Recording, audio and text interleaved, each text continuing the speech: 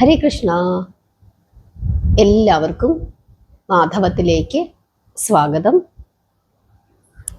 കൽക്കിയുടെ അവതാരമാണ് ഇന്ന് നമ്മൾ പറയുന്നത്.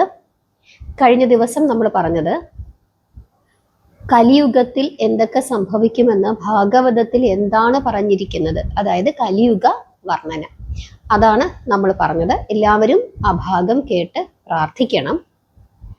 ഇനി നമുക്ക് കൽക്കിയുടെ, അതായത് മഹാവിഷ്ണുവിന്റെ 10ാമത്തെ അവതാരമായ കൽക്കിയുടെ അവതാരത്തെ പറ്റിയിട്ടാണ് നമ്മൾ ഇന്ന് നോക്കുന്നത്. അങ്ങനെ കലിയുഗത്തില് അധർമ്മങ്ങളും അക്രമങ്ങളും ഒക്കെ അങ്ങനെ പെരുകി ഭൂമിക്ക് ഭാരം അങ്ങനെ വർദ്ധിക്കുമ്പോൾ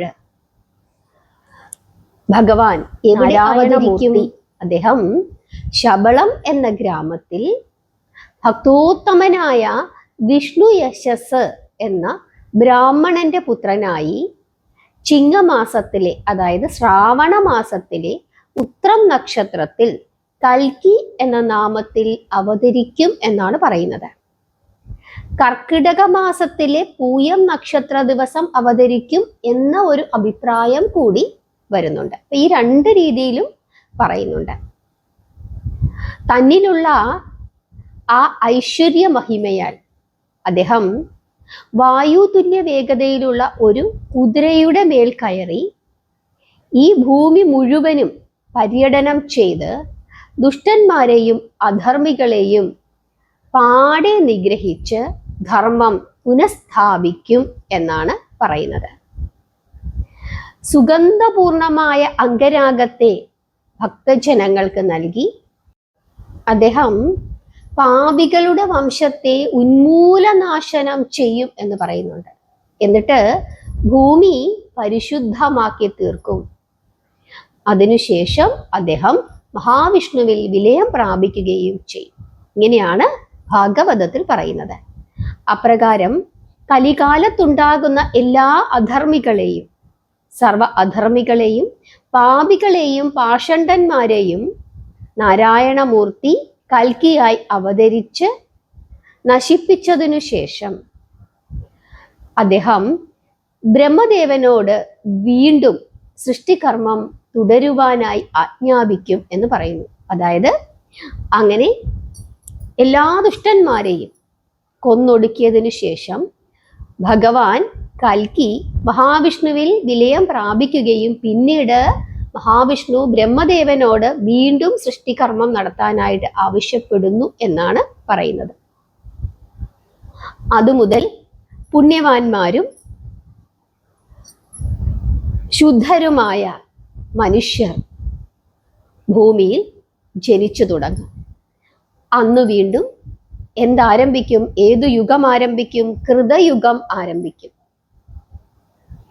എന്ന് കൽക്കിയുടെ തേർവാഴ്ച അവസാനിക്കുന്നുവോ അന്നു മുതലാണ് വീണ്ടും കൃതയുഗം ആരംഭിക്കുന്നത്.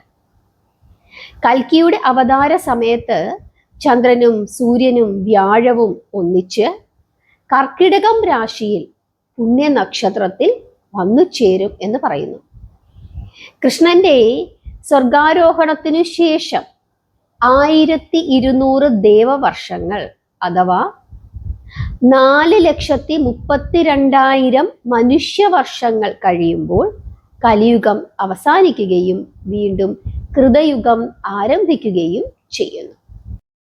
ഹരേ കൃഷ്ണ. ഇങ്ങനെ ശ്രീശുക ബ്രഹ്മർഷി പരീക്ഷിത്തു മഹാരാജാവിന് ഉപദേശിച്ചു കൊടുത്ത ഭാഗവതം, അത് സൂത പൗരാണികൻ ഇവിടെ ശൗനകാദി മഹർഷികൾക്ക് പറഞ്ഞു കൊടുക്കുകയാണ്. ആ കഥയാണ് നമ്മൾ കഴിഞ്ഞ 2 മാസമായിട്ട് വളരെ ചുരുക്കിയ രീതിയിൽ നിങ്ങൾക്ക് എല്ലാവർക്കും പറഞ്ഞു തന്നത്, നമ്മൾ കേട്ടത്, ഭഗവാന്റെ കൂടെ സഞ്ചരിച്ചത്. അങ്ങനെ ഭഗവാന്റെ കഥകളെല്ലാം സൂതൻ ശൗനകാദികളെ പറഞ്ഞു കേൾപ്പിച്ചപ്പോൾ സംതൃപ്തിയോടുകൂടി ശൗനകൻ പറയുകയാണ്, അല്ലയോ സൂത, അങ്ങയുടെ മുഖത്തു നിന്നും പുറത്തു വന്ന ആ പുണ്യപുരാതന കഥയുടെ പ്രകാശത്താൽ ഞങ്ങളെ ബാധിച്ചിരിക്കുന്ന അന്ധകാരമെല്ലാം അകന്നു പോയിരിക്കുന്നു. ആ നന്ദി എങ്ങനെയാണ് പ്രകടിപ്പിക്കേണ്ടത് എന്ന് ഞങ്ങൾക്ക് അറിഞ്ഞുകൂടാ. പുത്രകളത്ര ശിഷ്യാദികളോടും വംശ അഭിവൃദ്ധിയോടും കൂടി അങ്ങ് സൂത പൗരാണികനായി ചിരകാലം വാഴുവാൻ ഞങ്ങൾ അനുഗ്രഹിക്കുന്നു എന്ന് പറഞ്ഞിട്ട് വീണ്ടും ചോദിക്കുകയാണ്, കൽപ്പാന്ത പ്രളയകാലത്ത് പരബ്രഹ്മമായ നാരായണമൂർത്തി ജനാർദ്ദനന്റെ അവസ്ഥ എന്താണ് എന്നുകൂടി അങ്ങ് ഞങ്ങൾക്ക് പറഞ്ഞു തരണം എന്ന് പറയുന്നു. അതായത് പ്രളയകാലത്തിൽ ഭഗവാന്റെ അവസ്ഥ എന്താണ് എന്നാണ് ചോദിക്കുന്നത്. അപ്പോൾ സൂതൻ പറയുകയാണ്, ആ കഥ, അതായത് ഭഗവാന്റെ അവസ്ഥ എങ്ങനെയാണ് എന്ന് നിങ്ങൾക്ക് പറഞ്ഞു തരുന്നതിന് മുന്നോടിയായിട്ട് ഞാൻ മാർക്കണ്ഡേയ മുനിയുടെ ഒരനുഭവം പറഞ്ഞു തരാം എന്ന് പറഞ്ഞിട്ട് പറയുകയാണ്. അതാണ് ഭാഗവതത്തിലെ മാർക്കണ്ഡേയ ചരിതം. എന്നിട്ട് ആ ചരിതം പറഞ്ഞു കൊടുക്കുകയാണ്. അതായത് ഭൃഗുവംശ തിലകനായിരുന്ന മുകണ്ടു എന്ന മാമുനിയുടെ പുത്രനായി മാർക്കണ്ഡേയ കുമാരൻ പരമശിവന്റെ അനുഗ്രഹത്താൽ മരണത്തിൽ നിന്നും അതിജീവിച്ചതിനു ശേഷം പിതാവിന്റെ എല്ലാ അനുഗ്രഹങ്ങളും വാങ്ങി തപസ്സിനായി പുറപ്പെട്ടു. നമുക്ക് ആ കഥയൊക്കെ അറിയാവുന്നതാണ്. ജടയും വൽക്കലവും ദണ്ഡും ഊണുനൂലും കമണ്ഡലവും മേഖലയും രുദ്രാക്ഷമാലയും ഒക്കെ ധരിച്ച് ബ്രഹ്മചര്യം അനുഷ്ഠിച്ച് 10,000 വർഷം പരബ്രഹ്മത്തെ തപസ്സു ചെയ്ത് അദ്ദേഹം ഒരു മഹായോഗീശ്വരനായി തീർന്നു. അങ്ങനെ ആർക്കും ജയിക്കുവാൻ സാധിക്കാത്ത മരണത്തെ പോലും ജയിച്ചിട്ട് ഉഗ്രമായ തപസ് ആചരിച്ചുകൊണ്ട് പുഷ്പഭദ്രാ നദിയുടെ തീരത്തുള്ള ചിത്രശില്പ എന്ന വനപ്രദേശത്ത് അദ്ദേഹം അങ്ങനെ വാഴുകയായിരുന്നു. ആ സമയത്ത് തൻ്റെ സിംഹാസനം മാർക്കണ്ഡേയ മുനി കവർന്നെടുക്കുമോ എന്ന് ഇന്ദ്രന് ഒരു പരിഭ്രമം ഉണ്ടായി. അതുകൊണ്ട് ദേവേന്ദ്രൻ ആ തപസ്സിന് വിഘ്നം വരുത്തുന്നതിനായിട്ട് സ്തനപുഞ്ചിക എന്ന ഒരു ദേവനർത്തകിയെ ഈ മാർക്കണ്ഡേയ മുനിയുടെ അടുത്തേക്ക് അയച്ചു. എല്ലാ നിർദ്ദേശങ്ങളും നൽകിയാണ് പറഞ്ഞയക്കുന്നത്. ഈ ഗന്ധർവ നാരി എവിടെ എത്തിച്ചേർന്നു? മുനീന്ദ്രന്റെ അടുക്കൽ എത്തിച്ചേർന്നു. എന്നിട്ട് അദ്ദേഹത്തിന്റെ മുമ്പിൽ നിന്നുകൊണ്ട് ശൃംഗാര നടനം ആടുവാൻ തുടങ്ങി. പല തരത്തിൽ ഉള്ള പ്രകടനങ്ങൾ കൊണ്ട് മാർക്കണ്ഡേയ മുനിയുടെ മുമ്പിൽ പല കാമക്കൂത്തുകളും കാട്ടി. മാമുനി ഇതെല്ലാം കണ്ണും മിഴിച്ചിരുന്ന് കാണുകയാണ്. കുറേ സമയം ഇതെല്ലാം കണ്ടതിനു ശേഷം മാമുനിക്ക് എന്ത് സംഭവിക്കുന്നു? കാമപീഡ അനുഭവപ്പെടുന്നു. അങ്ങനെ ഒരു വികാരമൂർച്ചയാൽ അദ്ദേഹത്തിന്റെ രേതസ് തനിയെ വിസർജിച്ചു.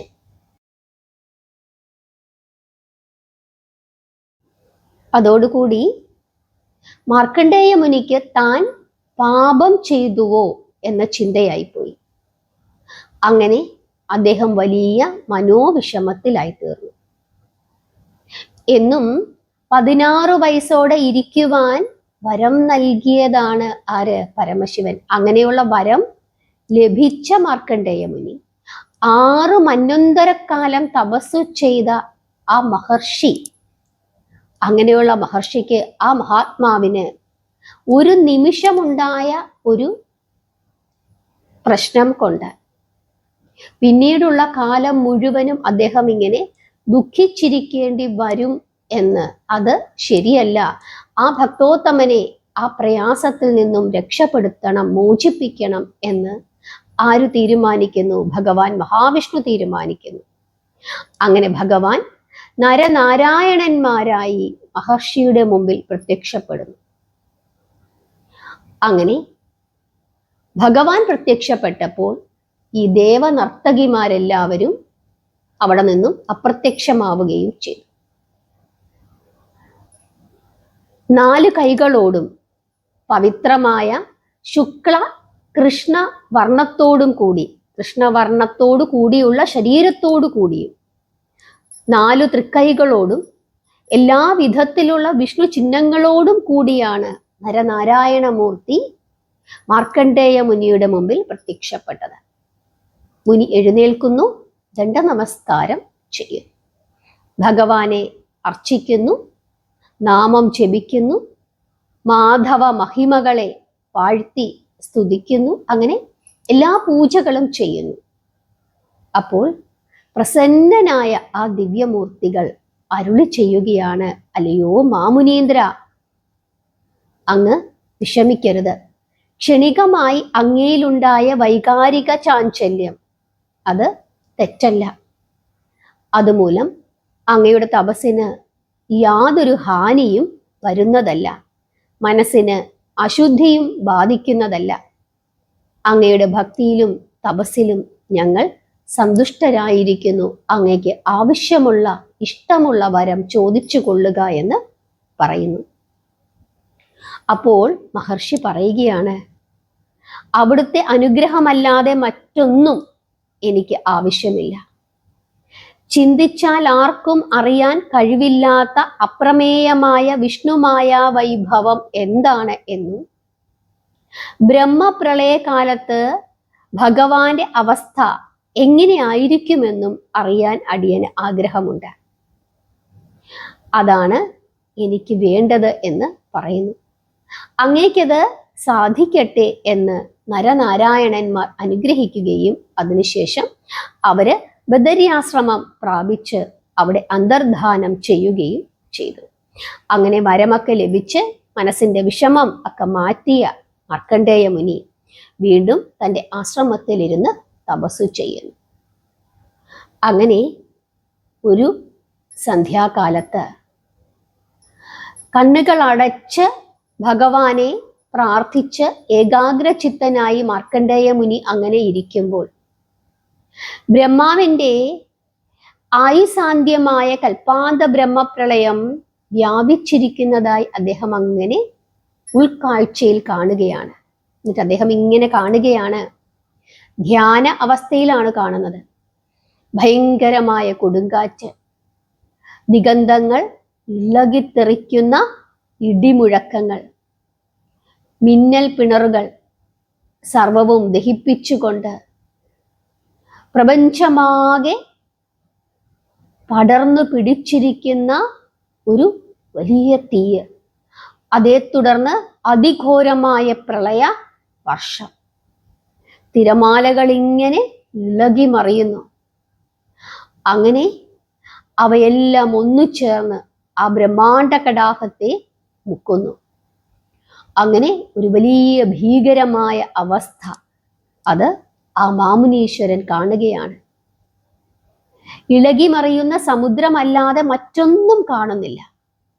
വൈകുണ്ഠവും സത്യലോകവും കൈലാസവും ത്രിമൂർത്തികളും ദേവന്മാരും അസുരന്മാരും ഗന്ധർവന്മാരും കിംപുരുഷന്മാരും എല്ലാവരും അഷ്ടദിക്പാലകന്മാരും പ്രളയ സമുദ്രത്തിൽ മുങ്ങി നശിച്ചിരിക്കുന്നു.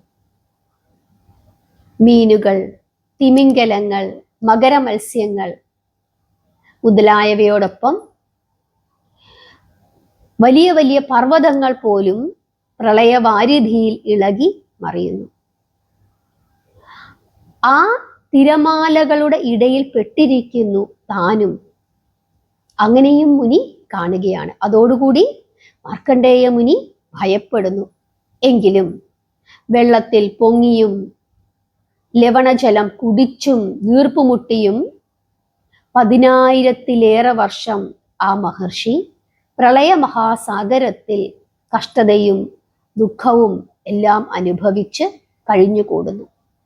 അങ്ങനെ സമുദ്രത്തിൽ കിടന്ന് അങ്ങനെ ആടുന്നതിൻ്റെ, തിരമാലകൾക്കിടയിൽപ്പെട്ട് അങ്ങനെ ഉഴലുന്നതിൻ്റെ ഇടയിൽ തൻ്റെ മുമ്പിൽ കുറച്ചകലെ ജലത്തിൻ്റെ മുകളിൽ പൊങ്ങിക്കിടന്നിരുന്ന ഒരു അരയാലിൻ്റെ കൊമ്പിൻ്റെ അഗ്രശാഖയിലുള്ള ആ ചില്ലയിൽ ഒരു മനോഹരമായ ഇലയിൽ ശ്യാമള നിറം കവർന്ന കോമളമായ ശരീരത്തോടു കൂടിയ ഒരു ഇളം പൈതൽ ശയിക്കുന്നത് ആര് കാണുന്നു? മാർക്കണ്ഡേയ മുനി കാണുന്നു. ആ സമുദ്രത്തിൽ കിടന്നുകൊണ്ട് മുനി കാണുകയാണ് അരയാലിന്റെ ഒരു കൊമ്പ്. ആ കൊമ്പ് സമുദ്രത്തിൽ ഇങ്ങനെ പൊങ്ങിക്കിടക്കുന്നു. അതിൻ്റെ അറ്റത്ത് ഒരു ഇല, അരയാലിന്റെ ഇല. ആ ഇലയിൽ ഒരു ഇളം പൈതൽ. ആ ഇളം പൈതൽ അങ്ങനെ ശയിക്കുന്നു. തേജസ്സുള്ള അഴകുള്ള ആ ശിശു അങ്ങനെ ആ അരയാലിലയുടെ മുകളിൽ അങ്ങനെ ശയിക്കുകയാണ്. അത്ഭുതത്തോടുകൂടി മുനി അങ്ങനെ സൂക്ഷിച്ചു നോക്കുന്നു. ലോകം മുഴുവനും പ്രളയത്തിൽ മുങ്ങിയിരിക്കുകയാണ്. അങ്ങനെ ഇരിക്കുന്ന അവസ്ഥയിൽ ഏകനായി ഒരു ആലിലമേൽ ആരുമില്ലാതെ കിടക്കുന്ന ഈ അത്ഭുത ബാലൻ ആരാണ് എന്ന് ചിന്തിച്ചുകൊണ്ട് ആ മാമുനീന്ദ്രൻ ആ കുഞ്ഞിനെ എടുത്ത് ചുംബിച്ച് ആശ്ലേഷിക്കുന്നതിനായി ആ കുഞ്ഞിന്റെ അടുക്കലേക്ക് പെട്ടെന്ന് തന്നെ നീന്തി ചെല്ലുന്നു. ആ സമയം ആ ബാലന്റെ ശ്വാസത്താൽ, ആ ശ്വാസത്തിന്റെ ആ ശക്തിയാൽ മഹർഷി ഒരു കൊച്ചു കൊതുകിനെ പോലെ ആ കുഞ്ഞിന്റെ ഉദരത്തിൽ ചെന്ന് പതിക്കുന്നു.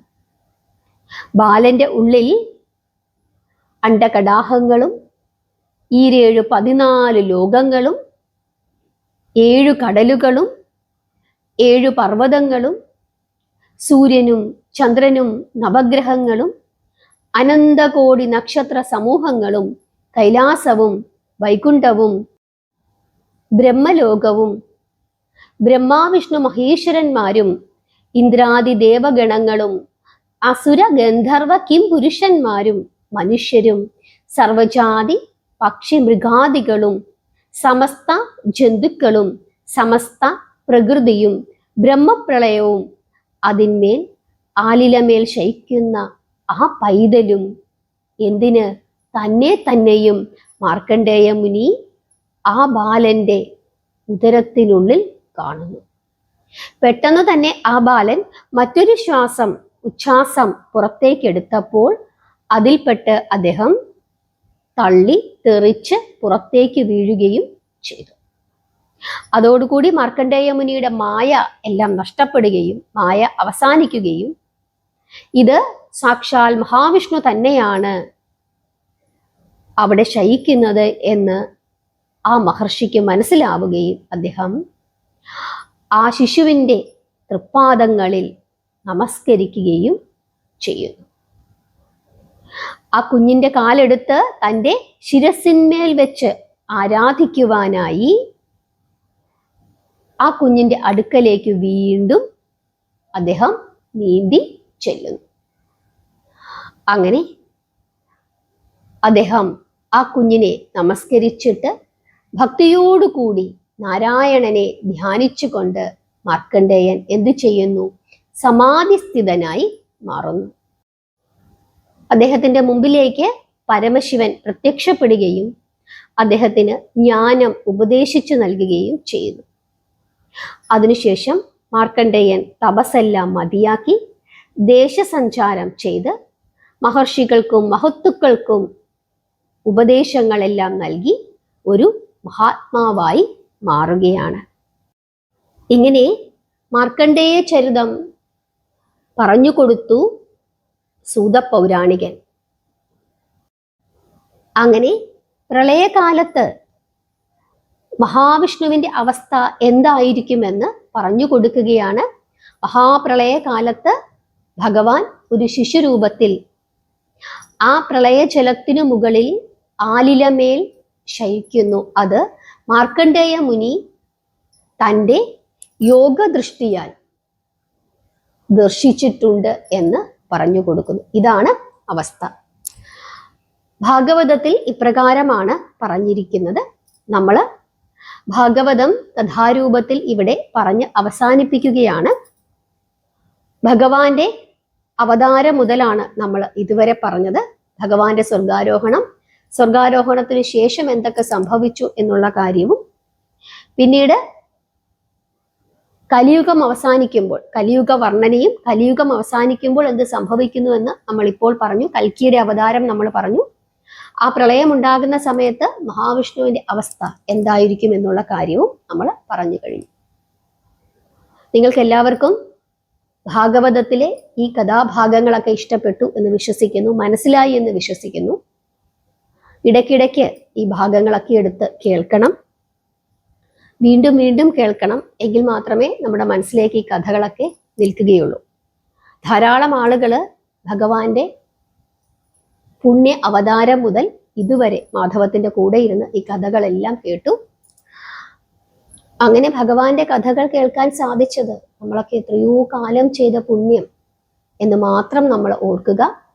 ഭഗവാന്റെ ജീവിതത്തിലൂടെ നമ്മൾ അങ്ങനെ സഞ്ചരിച്ചു. ഭഗവാന്റെ ആ തിരു അവതാരം, അതിനുശേഷം ഭഗവാന്റെ ആ ബാലലീലകൾ, അങ്ങനെ പിന്നീട് ഭഗവാന്റെ സ്വർഗാരോഹണം, അതിനുശേഷം ഉണ്ടായ കാര്യങ്ങൾ, ഇതെല്ലാം നമ്മൾ പറഞ്ഞു കഴിഞ്ഞു.